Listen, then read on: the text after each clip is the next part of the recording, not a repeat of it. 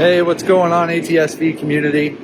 Wanted to introduce you guys to a product I stumbled across on actually a Corvette forum. Maybe some of you have seen it before, but as you all know, bleeding the intercoolers in these cars is a total necessity. Sometimes they're not full, sometimes they're just low on fluid, so you're going to see temperatures skyrocket under wide open throttle conditions. And there's a bunch of solutions out there on the market. Some of them, they all work.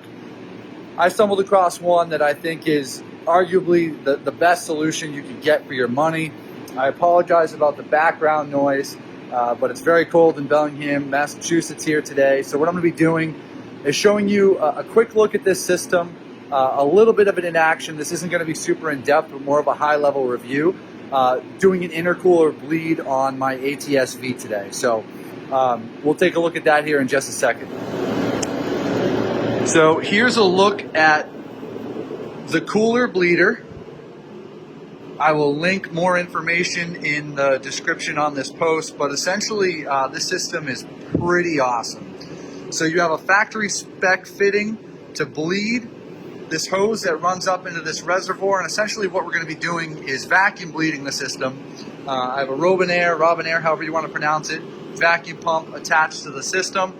And the real magic here is what this does is it automatically is going to cycle between full vacuum and less vacuum. So the circuitry in this solution does that. So we have a blue wire here that runs over to your intercooler fuse location.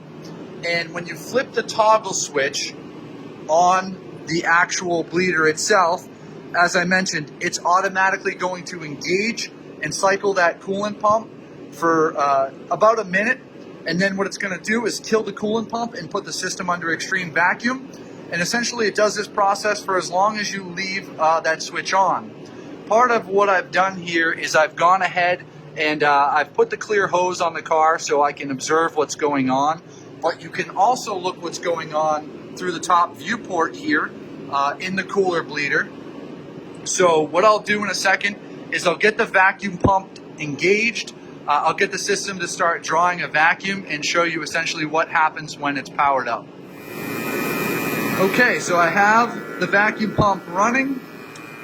I've set the minimum vacuum level based on the instructions from Jared over at the cooler bleeder. And what I'm going to do now, once I go ahead and connect the ground to power the circuitry on the cooler bleeder, on the ATS-V, we can do that right up here, as many of us will know, right off this front ground post. And now we can flip the switch. We should get a blue light indicating that we have power to the coolant pump. And at this point, fluid will begin moving through the hose. So this process, again, once you are set up, it's totally automatic. So right now, the pump is being circulated, cycled. Then what's going to happen in a second here is it's going to shut the pump off, and it's going to put the system under a higher vacuum pressure. There we go. We can see that yellow light engaged, and now we can see our vacuum pressure starting to increase.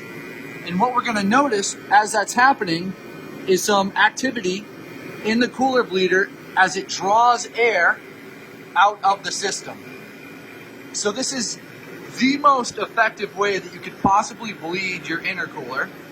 And what we're going to see in the clear hose now is a lot of micro bubbling. And of course, this is all that air that's being drawn out of the loop. And so, you know, this system is a little bit expensive. If anyone's local to Massachusetts and wants to shoot me a message and can figure something out for getting your car done.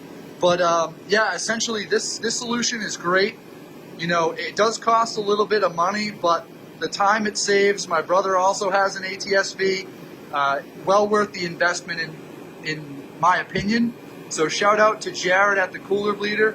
Nice job, man. This is saving a lot of us a lot of time. We can see that the vacuum is being released because now we are cycling the pump once more. And by going between extreme vacuum and cycling the pump, what we're doing is we're creating cavitation. And so that's helping draw that extra air out. We can already see how much less air there is in the system after just a minute or two of runtime. So hopefully this helps. Let me know if you have any questions.